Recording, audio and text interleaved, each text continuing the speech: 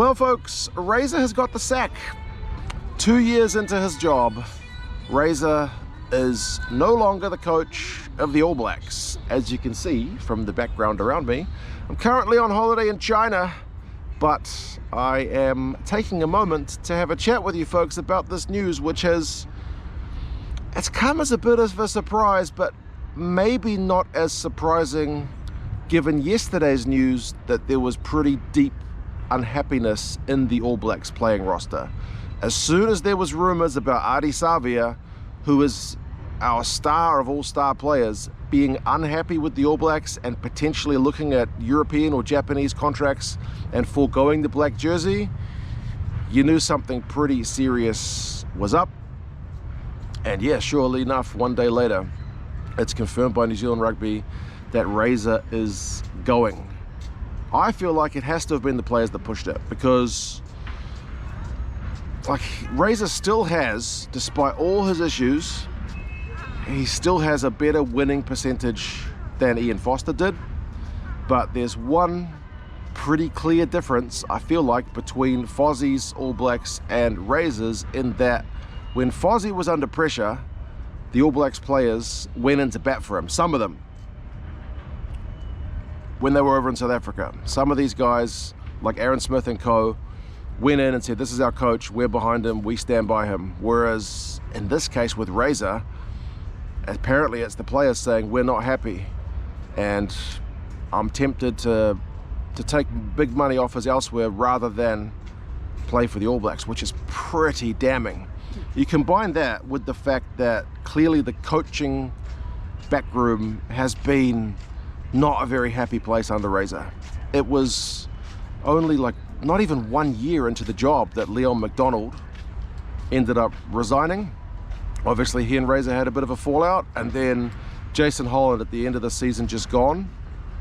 He decided not to renew his contract as well. So clearly the backroom has not been a happy place, and it's a kind of sad state of affairs when you look at, as an All Blacks fan, you're looking at other countries. I mean, South Africa's the obvious example, with Rassie bringing in coaches from other parts of the world, bringing in specialists and getting the best out of these guys, seemingly in a pretty harmonious, everybody on the same page way, and getting the product to click on the field. Whereas we've not had that with the ABs. Even the product on the field, at times, a lot of times, has not looked All Black-like. And sometimes we All Blacks fans get accused of, you know, being a bit arrogant, and, you know, you can't expect to just run rings around sides. But some of our performances, some of our wins have been pretty ugly. We struggled to click over a French B team earlier in the year, especially in that first game.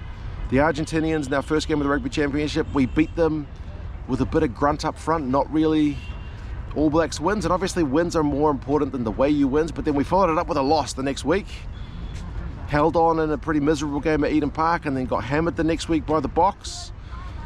And then the attacking stats, like, you know, I'm a stats guy, just the attacking numbers are genuinely bad. Most of the tier 1 teams in international rugby have better attacking numbers than the All Blacks. That's just a fact. So Razer, despite coming in with pretty lofty expectations, with a success rate at NPC, with a success rate at, you know, Super Rugby, everything he touched turned to gold, he's not been able to get that touch going at international level. And it's such a weird one as well, because he came into it with this big reputation as being the great man manager, but it seems like it's the players who want the guy out. So we'll see. 74%, like I said, is his win percentage. It's not anything to write home about. It's better than Fozzie's, but yeah, Jamie Joseph may be the man to take over. Ever since he was appointed the coach of the All Blacks 15, it kind of felt like he was the in emergency break glass coach that potentially could take over from Razer, and it looks like that might be going to happen. So Razer's gone. We will await the future appointment. As I said, probably Jamie Joseph. Underwhelming is probably the key word which sums up Razer's time in charge of the AB, sadly.